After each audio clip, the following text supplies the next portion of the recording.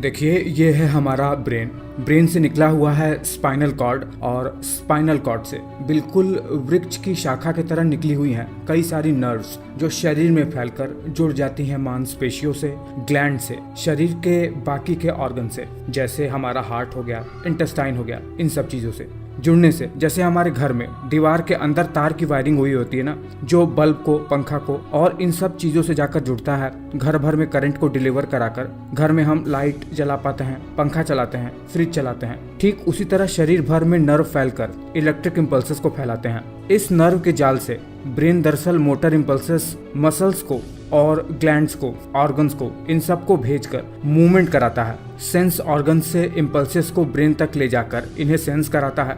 अब देखिए, अगर इस पूरे सिस्टम में कहीं भी कोई गड़बड़ी हो गई, अगर ब्रेन मोटर इम्पल्सेस भेजकर मसल्स को कॉन्ट्रैक्ट कर ही नहीं पाता है, मसल मूवमेंट हो ही नहीं पाता है, मसल फंक्शन लॉस हो जाता है, तो व्यक्ति को पैरालिसिस होता है, जिसे लकवा मारना भी कहते हैं हम लोग। इन शॉर्ट, अगर शरीर में स्केलेटल मसल से नर्वस टिश्यू का कनेक्शन खत्म हो जाए, या फिर नर्वस सिस्टम किन्हीं कारणों से मसल को सिग्नल न दे पाए कॉन्ट्रैक्ट होने के लिए, तो इसे ही पैरालिसिस कहते हैं। और ये कई कारणों से हो सकता है। अब ये लकवा परमानेंट भी हो सकता है, टेम्पररी भी हो सकता है, और कम एंड गो भी हो सकता है। डिपेंड करता है कि लकवा किस तरह का है। चलिए जानते हैं कि ये होता कैसे है। सबसे जो कॉमन कॉज है वो होता है स्ट्रोक का, जिसमें ब्रेन की ब्लड वेसल्स या तो ब्लॉक हो जाती हैं प्लाक की वजह से, या फिर इसमें ब्लड वेसल्स का हेमोरेज हो जाता है, जिससे ब्रेन टिश्यू में ऑक्सीजन न मिलने के कारण से ब्रेन के कुछ टिश्यूज मर जाते हैं, और ब्रेन का वो पर्टिकुलर मोटर एरिया इम्पल्स भेज ही नहीं पाता है, व्यक्ति मसल मूवमेंट कर ही नहीं पाता है,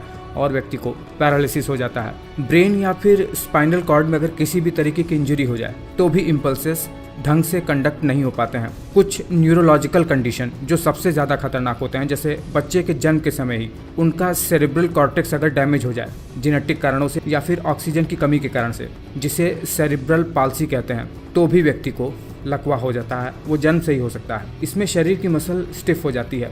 बेल्स पाल्सी, जिसमें चेहरे का एक हिस्सा लटक जाता है, इसका कारण अभी तक क्लियर नहीं हो पाया है, पर वायरल इन्फेक्शन इसका कारण बताया जाता है। मल्टीपल स्क्लेरोसिस, जिसमें नर्व के ऊपर की माइलिन शीट वही डैमेज होने लगे, या फिर ALS जो स्टीफन हॉकिंस को हुआ था, जिसमें व्यक्ति ज़्यादा दिन तक जी तो नहीं पाता है, पर स्टीफन हॉकिंस एक एक्सेप्शन रहे जो इतने ज़्यादा दिन तक जीवित रह पाए ALS बीमारी होने के बावजूद भी। पोलियो की वजह से, ऑटो इम्यून डिजीज़ की वजह से, या फिर पार्किंसन के कारण से किसी को लकवा मार सकता है। कुछ केसेस में एपिलेप्सी के दौरे के बाद भी टेम्पररी पैरालिसिस कुछ लोगों में देखा जाता है, शरीर के एक हिस्से में। पैरालिसिस को मेडिकल की भाषा में प्लेजिया भी कहते हैं। देखिए, ये पैरालिसिस शरीर के आधे हिस्से में भी हो सकता है, पूरे हिस्से में भी हो सकता है, या फिर शरीर के किसी एक लिम्ब पर भी हो सकता है। उसी के आधार पर इसका नामकरण भी किया जाता है मेडिकल में। और इसे डायग्नोस कैसे करते हैं?